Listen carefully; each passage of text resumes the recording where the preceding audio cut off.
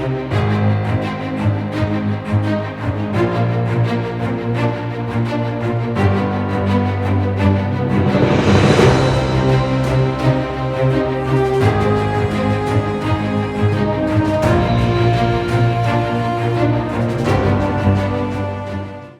back at the Sleeping Grush Inn. You look worn and tired from your travels, adventurer. Why don't you pull up a seat? The stew's a bit cold, but the ale will set you right. Tell us all about your adventures in Phelan. I'm Lore Master Matt, I'm Phelan John. and welcome to the Sleeping Grush podcast. We are coming to you today, at least partly, from Cardboard Corner Cafe, the best little game cafe in Kansas City, now in two locations, Lenexa and beautiful Overland Park, where producer Jager and I are camped out in one of their lovely private rooms recording this wonderful podcast, and missing our friends Jon and Jenn, who are remote today. All right, we've got on the table and a game review today, and I think, Jon, we're gonna go to you for what's on your paint table. Paints, brushes, napkins, water cups. Oh, you mean like models? Yeah. So Do you it's do a you mess. keep those on your table? Yeah, occasionally. It's interesting. I have this like great setup. I've got all the little places to put my paint models and all the different tools and accessories. And as you're working on a project or multiple projects, it just gathers like I don't know, a flock of seagulls to the French fry. I don't know. I gotta go clean it up. Right. But relevantly, Free Blades models. Um, I have 5 currently. I'm actively working on 3 trillion tree runners, and I Nice. have plenty of tree runners painted. I've had tree runners painted for over a decade actually, but um, I'm filling out a captain's army. We still have this long range project to make a battle game. It's in playtest. We're not entirely happy with it yet. So it doesn't. It's cool, but it's not exciting. And we want to make it more exciting. So we've still got some work to do. And in order to have that play tested, I have the right size units and models. So I'm adding 3 tree runners to my tree running units for my captain's force. I still don't need any more for my Free Blades free band. Got plenty of those. And then 2 Raven Blade Deadeyes. Nice. Yeah, kind of dual purpose. I hadn't painted them yet. I play tested them, of course, when we were working on them, but I hadn't painted my own yet. And as another project related to that, I'm working on an all female Black Rose free band. And I wanted Deadeyes for my Raven Blades, but I also wanted a Deadeye to serve as a mercenary crossbowman for my all female Black Rose. I have outlaws working for her, but is the mercenary crossbowman model's a male, but she's perfect for that role. So dual use for one of those Deadeyes to serve in that Black Rose faction. So 2 Ravenblade Deadeyes and 3 trillion tree runners. Sweet.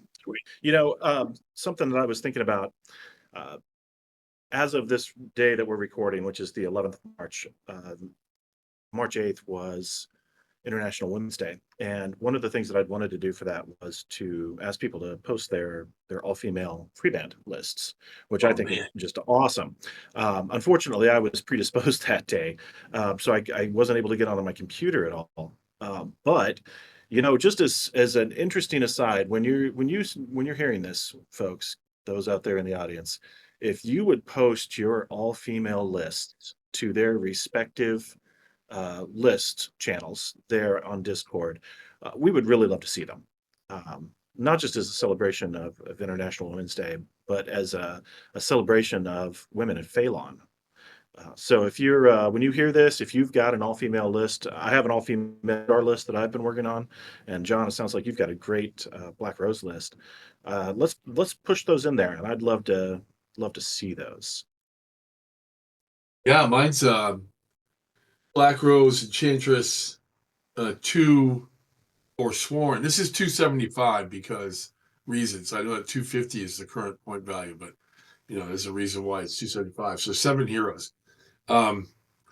Black Rose Enchantress, 2 Forsworn, 2 freebooters who are, thanks to the lovely and talented Jenn Felix, have tricorns and spears, basically boarding pikes to act as freebooters, or scroungers as the base model. And then the Deadeye serving as mercenary crossbow woman, and then female outlaws from my followers. So as soon as those Deadeyes get done, I'll get that photograph taken. That's a cool list. It's a cool list. All right, for folks, we're getting on to Adepticon, and we're going to talk about stuff going on at Adepticon here in a minute. But for our game table today, I wanted to tell you a little bit about a game that I played last week. We've got several of these large encounters that are going to Adepticon, and one of them is called Halls of the Shakazal, and it's an underground adventure that Chris Smith has written and put together, and it's fantastic. We did some playtesting with it down here last week. You guys probably saw some of the pictures, and if you didn't, check those out on Facebook. It was a really cool game. I think there is one ticket left to that game. It had been sold out at one point, but somebody had to back out. It is a fantastic game. There are some amazing creatures that you're going to run into in that encounter. There's some new mechanics in that encounter that you're really going to love. It's going to be an amazing time. So if you can get in on that, once you get to Adepticon, you can pick up that ticket. I would highly suggest it. It was a ton of fun, ran really fast. Producer Jager actually got in on that game as well. He was actually doing the bigger part of things. I moved a few figures and made some bad decisions for him, which I'm really good at. He's giving me this look. So guys, if you have the chance to get in on one of those games, it's being run on Thursday and Friday. Halls of the Shakazal is going to be a lot of fun. So with all that out of the way, John, we are another week closer to Adepticon. As of this recording, we are 2 weeks out. It's getting exciting. It's getting feverish around here because we've got a lot to do, a lot to still put together. But the big exciting thing that's going on for Adepticon is we've got this Varkraalan release that we talked about in last week's episode of The Sleeping Grush. And joining us today to talk about the design of the Varkraalans is our own art dictator, Jenn Felix. Jenn, how are you doing today?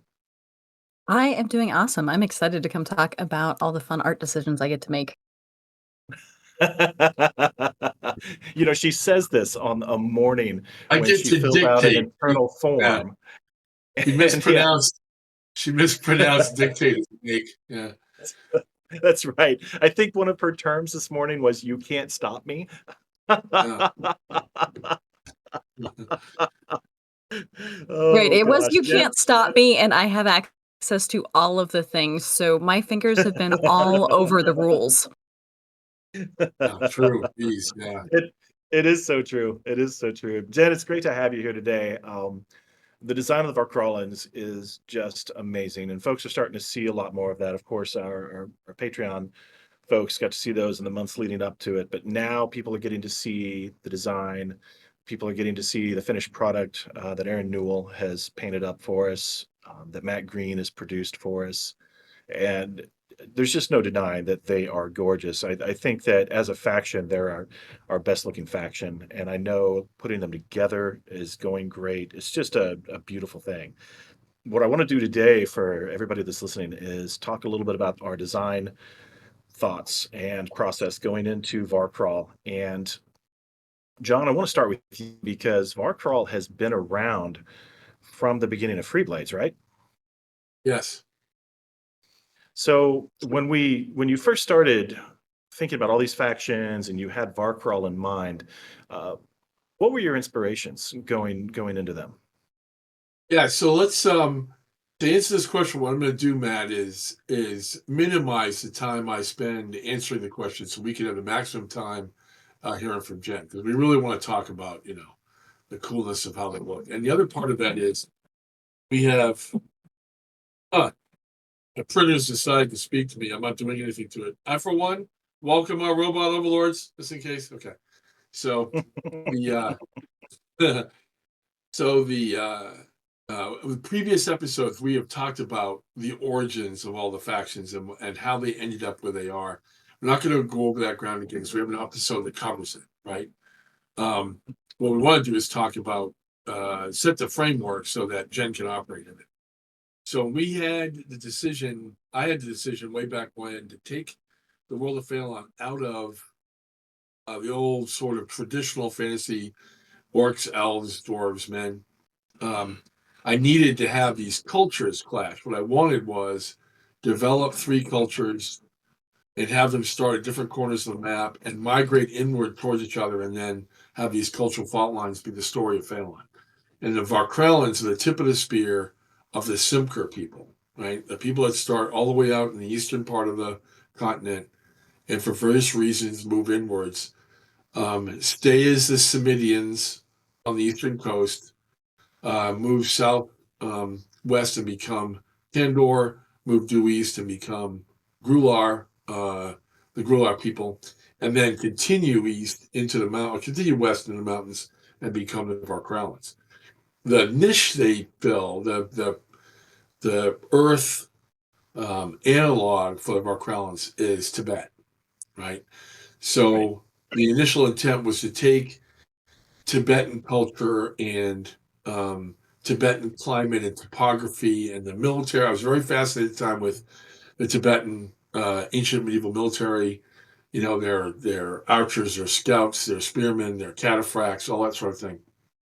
And the cultural aspects in terms of their spirituality also, you know, and to do something different. And in thinking about that, that became the place to have a faction that wasn't into magic, because it seemed like, you know, from a storytelling standpoint, if you have all these factions that have, you know, casters of different stripes, they still have casters. What about a faction that rejects all that and goes in a different direction? So the key natures of the Varkraalans are that they are a migratory splinter of the Simker people, the ones that move furthest west. They don't stay in the plains, they move into the mountains. So that mountain topography and climatology is very much a part of their culture and their nature, as would be folks from Tibet and Nepal. And their way of expressing themselves, their philosophies, and their equivalent to the use of magic in these other cultures is their spirituality and this concept of focus, which we talked about last time in the gameplay aspects of it. Right. So I'm basically handing to Jennifer, you know, these are a Tibetan analog, you know, Tibetan Nepalese analog. They live in the mountains. There's a lot of plateaus in the mountains and places where you'll find forests and places to hunt and to farm. And then, of course, the higher up you go, you lose the trees and you have, you know, just your rocky mountaintops. But down below that, there's still places to find, you know, valleys of you know, places where you can be agrarian to some degree, we can hunt to some degree. And then their nature in terms of their use of focus, their way of looking at the world. Turn that over to her. Colin and I turn over to her. These are how they are militarily, what weapons they're using and how their fighting style is, and let her run with it. And that's, I think, all we need is information about Varkraalan, previous episode for gameplay, and before that in terms of their background. But what we want to do is allow her some time to really tell us about the art direction of them. So Jennifer, you stepped right into the middle of this. There were 2 figures for Varkraalan, I think, when you came in, the Truth Seeker and the Bounty Hunter. Is that right? That is right. So everything else is new, but we did start with those 2. So on top of what Jon is telling you about, you know, describing where they're from, what's going to make sense, where we're visually drawing inspiration from, there were also 2 models that already existed that we want to make sure tie in. So we always want to be moving forward, doing something cool, but we also want to make sure that what we have is going to look amazing with what already exists. Yeah, because the Truth Seeker and the Bounty Hunter are both One of them was a Wandering Ally, and one of them was attached to the Black Rose, or not Black Rose, Black Thorn. So they were filling other niches within the game, but I think we always knew that the minute that Varkraalan hit the scene, the Truth Seeker was going to be obviously a faction model, and the Bounty Hunter would be too. So when you were designing Varkraalan and coming up with all these amazing new things that we'll talk about here in a minute, how did the Truth Seeker and the Bounty Hunter fit into that? It was actually a little bit easy because the Truth Seeker was sponsored by Sean Fulton. And so I had a wonderful conversation with him talking about where he had drawn his references, which was also Tibetan, and talked about some of the things that he had used in painting that absolutely stunning one that you see in our display cases with that blue on blue pattern on the cloth. Yeah. And so that really helped when we talked about bringing a lot of color in, because you're going to notice we try to use colors we haven't already overused. Like red and black is everywhere. It's a little bit in this one too, but we went more for the oranges. And then to offset that, we did this really beautiful kind of teal. And if you look through, they have such colorful cloths and such amazing patterns and stuff. And so being able to bring in those elements that really made it pop, a lot of that came from my discussion with Sean Fulton, and we talked about some fabric colors and stuff. And then the cool thing about the Bounty Hunter, and I didn't know this because I didn't do my research, it exists in a lovely spreadsheet run by Julie Price, because everything in our company is run through a spreadsheet and Julie. Turns out that Chris Jackson, who sculpted all these new models, also sculpted the Bounty Hunter.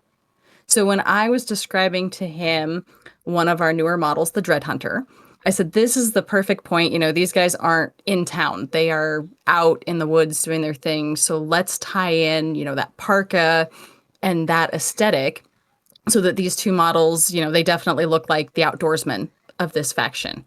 And he's like, oh yeah, I sculpted that. That's awesome.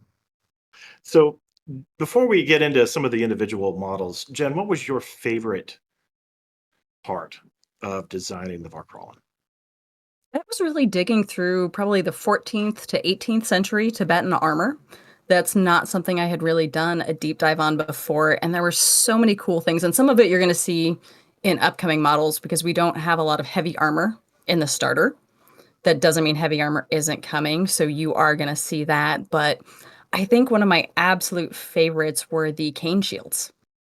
Oh yeah, talk a little bit about that with us, will you? Yeah, so they have these shields, and it's so cool because they're domed. So it's not your standard flat buckler, but they are round. And what it looks like is they just take the cane, and I'm not sure if they steam it or how they get it to bend like this, but they just continually spiral it. And then you see some kind of wood or rawhide wrapped around the edges. And a lot of times this cane also had like kind of a wire wrapped around it, I think, to reinforce it and make it a better shield. And then they would have kind of a normal iron boss on the front of it. And then it would have just a single handle on the inside that they would be holding on to. Nice. And which model does that go on to? I put that on our state spearman. Yeah. And it's gorgeous on that model too. I remember when you first unveiled the art for that model and the shield itself, and there was a lot of internal discussion about what that was, because a lot of folks hadn't seen it before, and it was new to me. So I thought it was really cool, and I think it's a really interesting way to make them very unique. It was. I mean, that was something that really, really stood out to me looking through their armor. That shield, I've never seen anything of that type of design before. And so I definitely had to incorporate it in this faction. She happened to be the only starter box model that had a shield. So, it was kind of obvious who was getting that one. Right, right. All right, well, let's talk a little bit about some of the individual models. And let's just start with the leader, the dervish. What was your inspiration here, and how did he come about?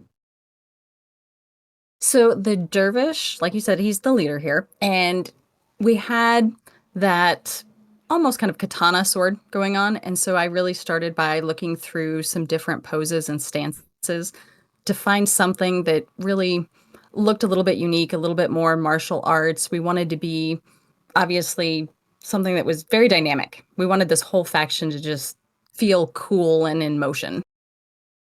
Right.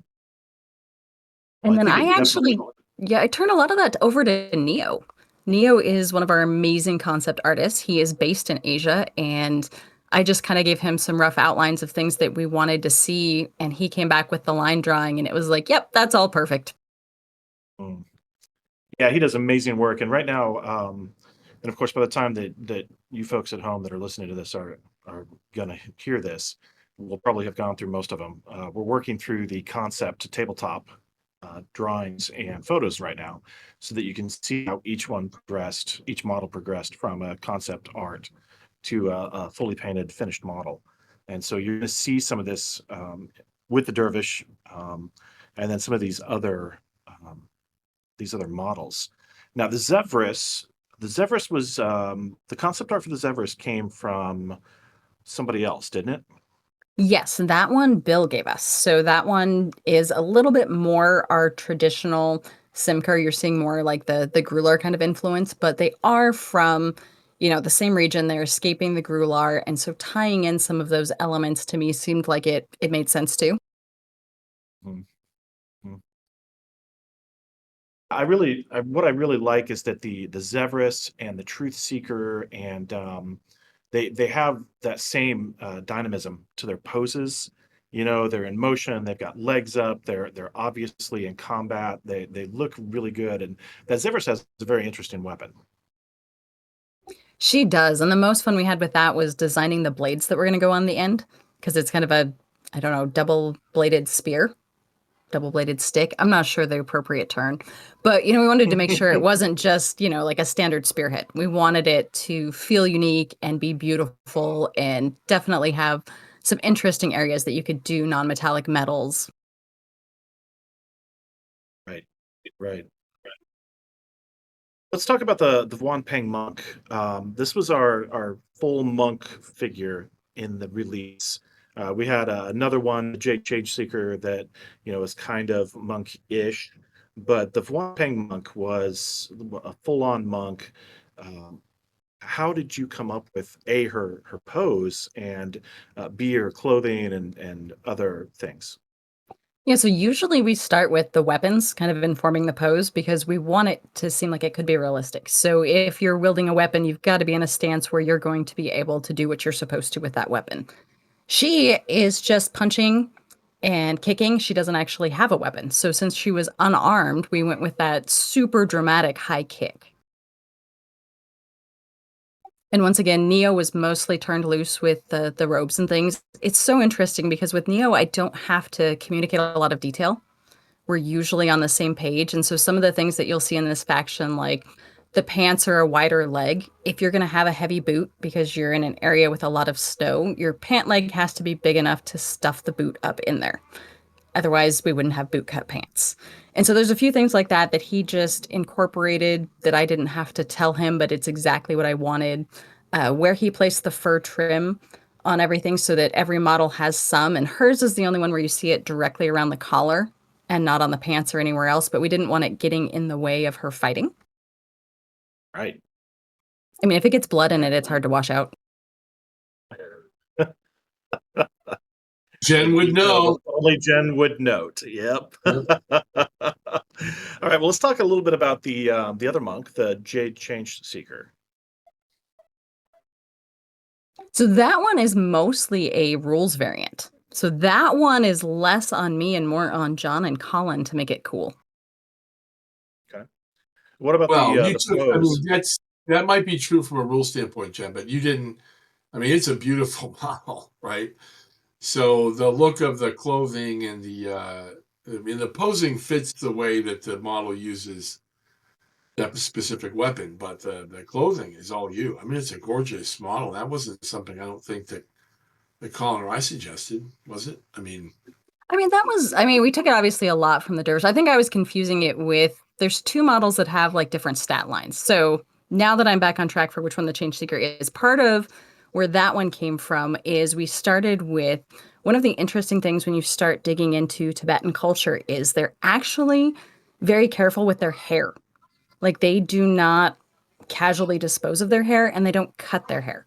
And so for every model in this faction, you'll see that their hair is somehow done up, decorated, semi-elaborate. And this one is actually where the long hair is tied on top of the head using a bright red bit of hair, actually. So like you would collect all of your hair that falls out, which I mean, I could do this in a week and have one of these, and it would be dyed super bright red.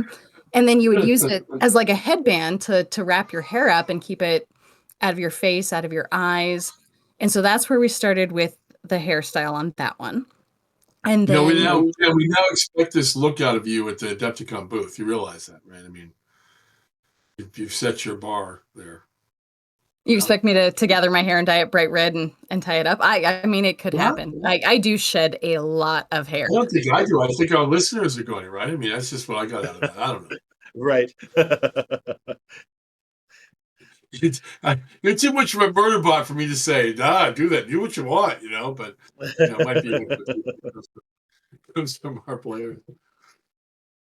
Right. So his hairstyle was a big thing that we actually took, directly from a Tibetan culture with hair and a style that is still used to this day in the country. So that for me was the part that I think that I was the most specific on. Yeah, and I think it really makes the model, Jen. Yeah, it's the details on these figures, on these models, are what really makes them. And for me, that one is just fantastic. That headpiece is gorgeous. But there's another one that a really cool headpiece, and that's the state spearman. The state spearmint is another fantastic one. So we've talked about how they don't really cut their hair. And so we've seen with the guys with the dervish, you're going to see kind of a top knot and the way that his hair is wrapped through and it's got some intricate headdress bits. You're going to see where the hair's tied up with the change seeker. And then when you get to the state spearman, you're going to see more the female perspective, which is a whole lot of braids. And these braids would have elaborate decorations. There would be gems, there would be coins, there would be shells. Like it kind of told a story in your hair of like who you were, where you came from. And so she does have a very elaborate hairstyle. There's a lot of braids.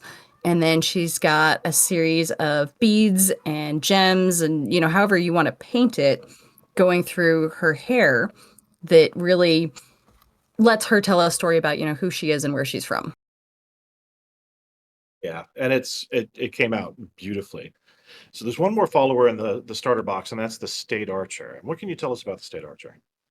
Now, the state archer is the one exception where we did go ahead and have him cut his hair.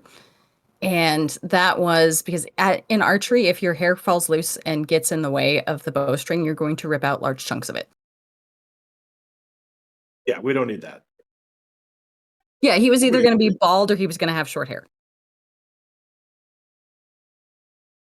Now, I really, really like the outfit that the state archer is wearing. There's some beads, and the uniform, for lack of a better term, is really unique on him. Yeah, it is interesting because they are in a colder climate. One of the things that you'll see when you're going through Tibetan clothing, the traditional stuff is there's layers. And so for a lot of these, you'll see kind of like an overcoat or an over jacket, and that's where you're going to see the fur trim. Sometimes you would also see the fur, like we have it on the hem of some of the garments. And in his case, he's got a little bit more of like the summer feel, or like spring is coming, because he's not heavily bundled up. There's not a lot of fur. So you're kind of getting to see a little bit more of the wardrobe and the aesthetic that these people would have, because the mountains are not always cold. Granted, it's 2 months out of the year, but it's lovely, lovely summers. That's right. That's right.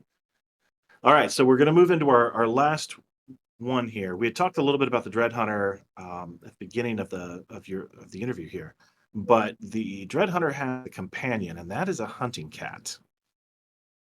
Yes. So as with all things cat, the first thing I do is I consult Matt Green, because Matt Green is the very proud owner of 2 cats and has a lot of great ideas for like the pose and stuff. And we initially started that with a smaller base. And so we were trying our best to come up with some kind of pose that was going to give this cat, enough presence to really feel like it was scary and impacting it. And we ended up going for a bigger base after we found this pose. But the pose essentially was, we found a taxidermied mountain lion that was stepping down. and curving around, and that let us really go more vertical with the posts. We got to increase the size. Then they gave me a bigger base, and I really just got to go all in with that. And when we were trying to design it to make it easy to cast, we picked the super, super fluffy, I think it's the Pallas cat, as Yeah. one of our examples. And then we just made sure that, the face was also going to have enough fur to have some character. And it was just going to be super fluffy because it's living in the mountains, like what you would see with the Pallas cat and the snow leopards and that kind of stuff. And then obviously you get to paint whatever designs and markings you want on there. That one Aaron chose to paint like a snow leopard. I think it turned out absolutely beautiful.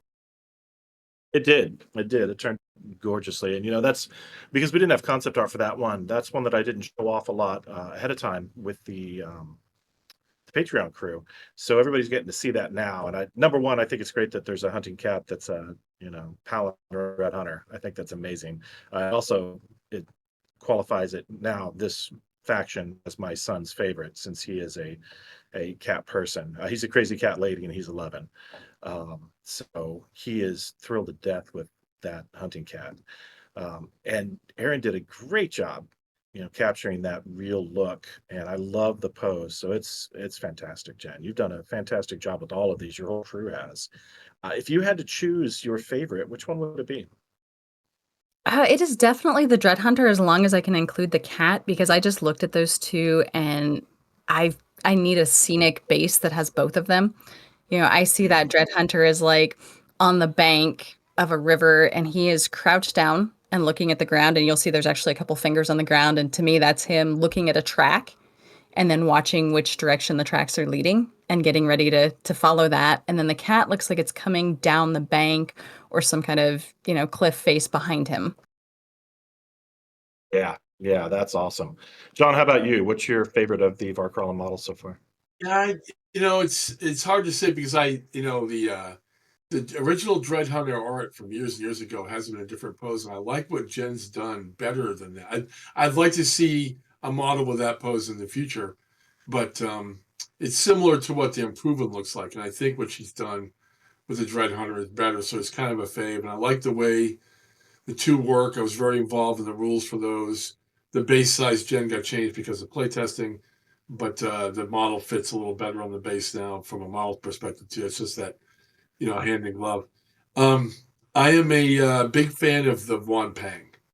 Uh, I wrote them into the background some time ago to serve that role of the spiritual backbone of the Varkraalan people, but also the anti-magic, police.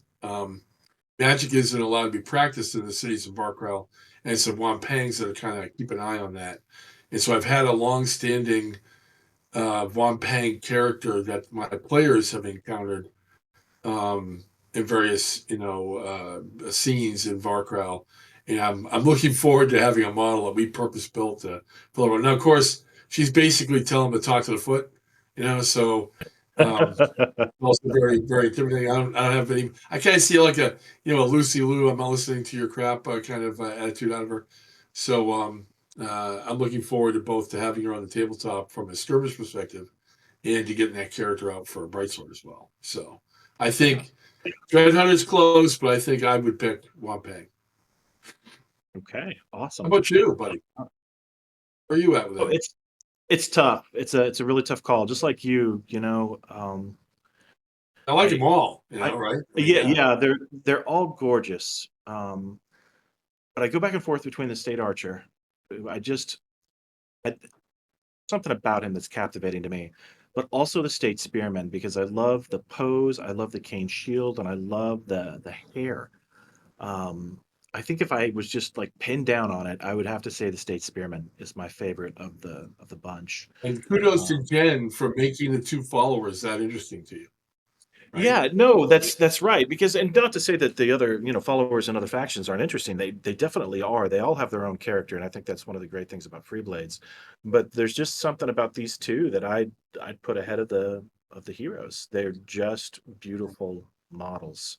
So, Jen, congratulations to you and your crew designing these. I know that Varkraal's been in the back of our minds for a long time, and there was a lot of expectation going into producing these models and to getting this, this faction correct and looking great. And I think we pulled it off. And I think once people see them and put them together and start painting them, they're going to see the same thing. They're just beautiful models. I am glad to hear Anything? that. Yeah, Yeah. You've done a great job. sure. Before we close up, is there anything that you want to share about your journey with Paul that that you found interesting or want to pass on or that you're looking forward to?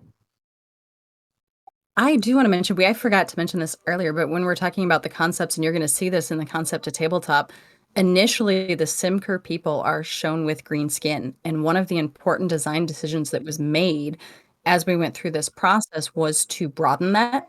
So we're in no way invalidating anybody that's already painted their Grular or anything else with the green skin, but we have expanded that to include olive skin tones from, like Earth. So what you're going to see is that Aaron painted them with the olive tones based in Earth, and then the first three concept arts I think still have the green skin. And initially we talked about maybe having Neo redo them at some point, but I have Neo buried deeply in a Kickstarter and I am not pulling him out. So the concept art's just going to show that we've broadened that range. There's got more inclusion in the Simker people. Yeah, and I think that's really important because it's easy as a game company to say these are the Failer people and they have they're pale and pasty, and these are the Shaler people and they're tanned, and then these are the Simker people and they're green. But we are trying really hard to broaden those skin tones because I'm sitting here next to producer Jager and he's a very specific color of pasty and I'm a very specific color of pasty, and those pasties aren't anything alike. So I love the fact that we are putting room for a very wide range of skin tones into our models. So congratulations on that too, Jen. Well, that wasn't entirely me. John was really kind of the one who suggested that. I just helped pull together, and Team Jeff did a effort, great job. team effort. It was all of us, team effort. Yeah, Jeff did a great job pulling together the pro-acryl paint for a couple different, like a darker version of it, a medium, and a lighter. And so, you've got a nice triad built in from him. I'm not sure if Aaron used that or if Aaron built his own. I feel like Aaron would have built his own, but it might just end up being the same because they're both great artists. Yeah, and we're going to feature those here in the coming weeks. We're going to, of course, we do the paint color cards for the Patreon crew, and we're going to put out the paint colors for the skin, probably both Aaron and Jeff's palettes, so that you guys can take a look at them and incorporate them into your models as you see fit. So, all right, Jen, thank you for joining us today. We really appreciate it. It's always fantastic to have you on. It's always very interesting, but it's always very illuminating too, as we look, behind the curtain and peel that back and take a look at Mr. Oz running his machine as you design these amazing figures. And John, we've got one more thing that we want to talk about, and that is our job board today. And we've had a couple of questions about the Varkraalans as far as the older Varkraalan models. That's the Truth Seeker and the Bounty Hunter. And will those be coming to plastic for this release? Not for this release. So we are in the process of converting all of them. And we talked about this in the podcast before, but we're in the process of converting all of the original metal models that we want to convert, like they're in a good state and we like the way they look, and bring them into plastic in some way. It's a long process. There's 100+ models that are in that, situation. Some will never get made the way they are now. Once that original mold sells out metal, they'll be reintroduced in a different way. Some will be converted. It really is a case-by-case basis. Initially, the starter box, which is the Dervish, Wampang, Change Seeker, Zevris, State Archer, and State Spearman, and of course all those models will be sold individually. And the first two follow-ons, the Dread Hunter and the Hunting Cat, will all become available. In fact, they're shipping out to retailers that have requested them this week. Then you can buy them in Adepticon, and then as soon as Adepticon is concluded, they will go into the web store, and you'll be able to buy them there. The Truth Seeker and the Bounty Hunter are faction models for the Varkraalans. In fact, the Truth Seeker version of the Varkraalan list is substantively different than the one in the Allies list. And the Bounty Hunter is slightly different. Of course, he's not teammate Huskarl, right? Because that's a specific person that's in the bandit list who partners up with the Huskarl because of their story. So that'll be a one talent change on the part of the Bounty Hunter. Something a little more significant for the Truth Seeker. But those will be metal. Excuse me. They will stay metal until we've sold out of the metal models and we had them converted. So initially, the first 8 Varkraalan models from this release will be plastic and will stay plastic forever, but the Truth Seeker and the Bounty Hunter are going to be metal for a little while. Awesome. Well, I appreciate that update. And I know those folks that have been asking that question to me personally or on Discord are appreciative of the answer as well. So, all right, folks, we really appreciate you hanging out with us today, listening to this podcast, supporting this podcast.